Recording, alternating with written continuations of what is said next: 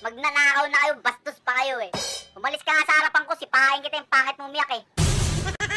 Ano Ping, kumusta na yung blue ribbon mo? Ala na.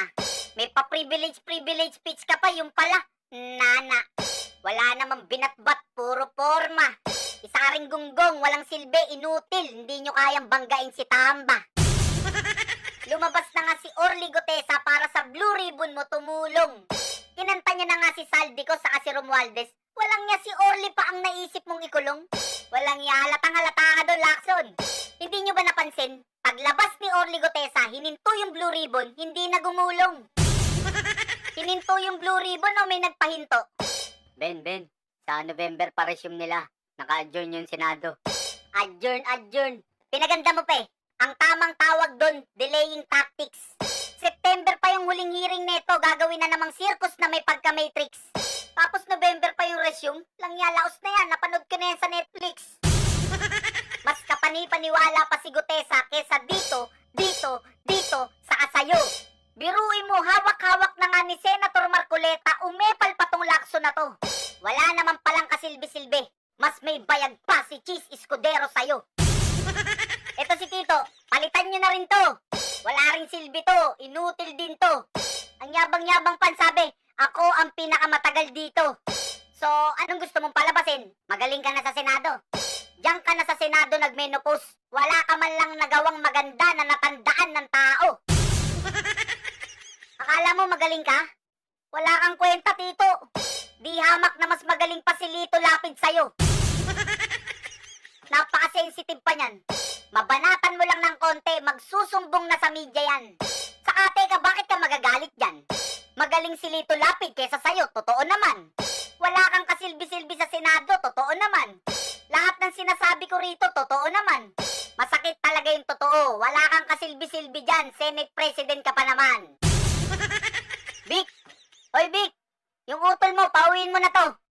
Bukod sa walang silbi, napaka-sensitive pa neto. Kung ayaw makatanggap ng criticism ng utol mo, ihatid mo sa bahay nila tapos ikulong mo. Naintindihan mo ba, Vic? Vic, narinig mo ba ako? Mas may silbi pa si Lito Lapid dito. Aba, si Boying dambalasi ka, subusumpa. Pasumpa-sumpa ka pa, tang naka. Uy! Sa sarap mong mambolat ang ina mo. Uy, easy lang pare, huwag ka magmura rito. Alalahanin mo, ombudsman na yung kaharap mo. Papet nga lang, pero ombudsman, na aso. Kung saan ihagis yung bola, susunod to. Maging ombudsman ka! Aw! Banatan si Sarah! Aw! Ano kaya sinasabi niyan? Sumusumpa ako sa harap ng madlang people na lahat ng magnanakaw, demonyo, tiwali dito sa lupa ay ipagtatanggol ko na walang pag-iimbot basta ikakasaya ng boss ko. At buong lakas at pwersa kong patatalsikin si BP Sara. Sanib pwersa kami ng utol ko na aso rin na katulad ko. Yung mga tao, paano nyo naloko? Yung gobyerno, ginawa nyong monopolyo. Yung politika, naging negosyo. Yung kontraktor, politiko. Bumibili ng pagkatao. Handang ibenta, pati prinsipyo. Yung magnanakaw, yung kongreso, pati presidente, magkakasosyo. Bagong Pilipinas, ultimo hustisya, binago. Yung magnanakaw, yung kriminal, protektado. Yung inosente, saka yung biktima ngayon, yung nakakalaboso. Yung magnanakaw, absuelto. Yung drug lord, absuelto. Walang niya, pinamumunuan tayo ng malaking sindikato. Kailan ka magigising pag yung biktima, anak mo na? Kailan ka magsasalita pag yung dila mo, putol na? Kailan ka lalaban pag yung pamilya mo, ubus na? O gusto mong sampaling kita para magising ka? Wag mo nang hintayin sipain kita sa muka. Pag ako sumipa, 2 paa. Tingnan mo yung magnanakaw, pagala-gala. Pa-travel-travel sa ibang bansa. Tayong mga ninakawan, nakalubog sa baha. Puro alipunga. Tapos ikukulong nyo pa. Kami na nga tong ninakawan, ikukulong nyo pa. Ninakawan na nga, may alipunga na nga, ikukulong nyo pa. Natural sa ninakawan, magrereklamo, magsasalita. Magagalit, aalma. Nakawan ko kaya yung pamilya mo, matutuwa ka. Ito lang naman yung mga tangang pag ninakawan mo, tuwan-tuwa pa. Mabuhay ang mga magnanakaw! Mabuhay! Hay! Mga bobo talaga kayo. Ninakawan na nga kayo, tuwan-tuwa pa kayo. Kayo yung mga tangang masayang-masaya habang yung binubudol. Tapos naaalala nyo lang si Lord pag may lindol. Saka kamukha nyo yung amo nyong palumpalo, nakala mo katatapos lang tumira ng tinunaw na katol.